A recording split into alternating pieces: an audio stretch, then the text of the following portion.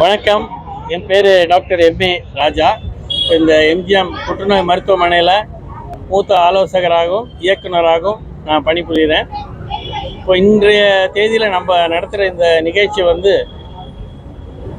2 தினங்களை மனதில் வச்சு அதே சமயத்தில் வேறு சில குறிக்கோள்களோடு நடத்தப்படுகிறது.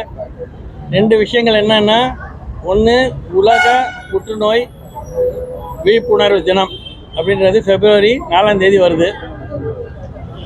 2வது இந்த மருத்துவமனை இயங்க தொடங்கி இப்போது 2 வருடம் முடிவடைந்தது போன வாரம்.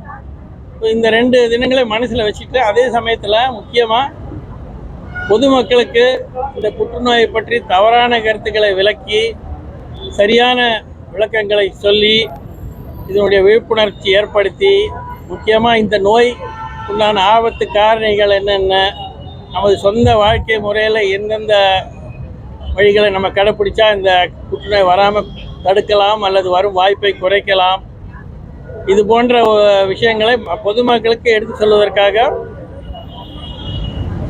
ஏற்படுத்திய நிகழ்ச்சி இது. நாங்கள் 2 நாள் நடத்துகிறோம். நாள் முழுவதும் நடத்துகிறோம். இன்றைக்கும் நாளைக்கும் 2 நாள் நடக்கும். இதில் நாங்கள் பள்ளி மாணவர்களை நாங்கள் குறி வச்சிருக்கிறோம். ஏன்னா சின்ன வயசுலேருந்தே ஒரு நல்ல பழக்க வழக்கங்கள், அதாவது ஆரோக்கியத்தை பொறுத்த மட்டும் நல்ல பழக்க வழக்கங்கள் இருந்தாக்க எதிர்காலத்தில் அவங்களுக்கு இந்த புற்றுநோய் மட்டும் இல்லை, பலவிதமான நோய்களை குறைக்கக்கூடிய வாய்ப்பு நம்ம ஏற்படுத்தலாம். ஏன்னா பல பழக்கங்கள் சின்ன வயசுல ஏற்பட்டு அதுக்கப்புறம் அவங்க அதனால சிக்கி தவிக்கிறாங்க. உதாரணத்துக்கு இப்போ பார்த்தீங்கன்னா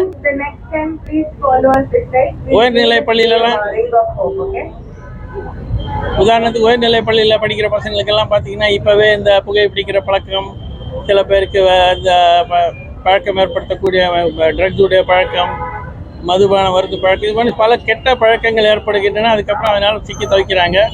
அதை விட முக்கியம் என்னன்னு கேட்டால், எல்லாருக்கும் பொருந்தக்கூடியது உணவு.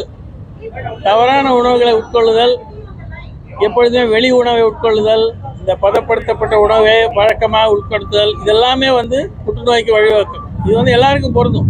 முக்கியமாக இப்போ இளைய தலைமுறை பார்த்தீங்கன்னா இதில் ரொம்ப காட்டுறாங்க.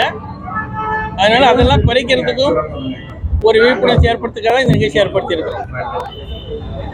இந்த மாதிரி ஊடகம் மூலமாக வேறு வெளி பொதுமக்களுக்கும் இந்த செய்தியை எட்டினா அது இன்னும் அனுகூலமாக இருக்கும். அவங்களுக்கும் நிறைய அவங்க பயன்பெறலாம். வர முடியாதவங்களுக்கும் உங்கள் மூலமாக இதே அறிவும் இந்த ஞானத்தை அவங்கள எடுத்து கற்றுக்கலாம்.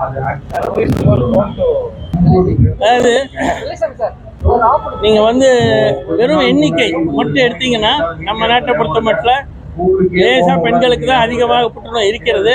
ஆனால் அதே சமயத்தில் ஒரு முக்கியமான விஷயம் என்னென்னா, ஆண்களில் பெரும்பாலும் காணப்படுகின்ற புற்றுநோய்களும் பெண்களில் பெரும்பாலும் காணப்படுகின்ற புற்றுநோய்களும் கம்ப்ளீட்டாக வேறையாக இருக்கும், ஒரே மாதிரி இருக்காது.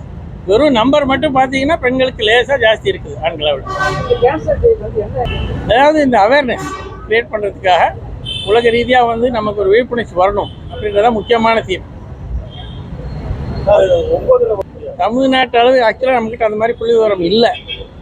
2வது நம்ம நாட்டில் இன்னொரு விஷயம் நம்ம புரிஞ்சுக்கணும் என்னென்னா, நம்ம சொல்கிற புள்ளி விவரங்களே இருக்கின்ற இன்ஃபர்மேஷன் வச்சு தான் நம்ம சொல்கிறோம். இப்போ உள்ளூரில் ரொம்ப ரிமோட்டாக இருக்க இடத்துலலாம் சில புற்றுநோய்களாக நம்ம கண்டுபிடிக்கிறதே இல்லை. அப்படியே கண்டுபிடிச்சாலும் அது எங்கேயுமே அஃபிஷியலாக ரெக்கார்ட் ஆகிறதில்லை. அப்படின்னு பார்த்தா இப்போ நம்மக்கிட்ட இருக்கிற அந்த எண்ணிக்கையை விட கூடுதலாக தான் இருக்க வாய்ப்பு.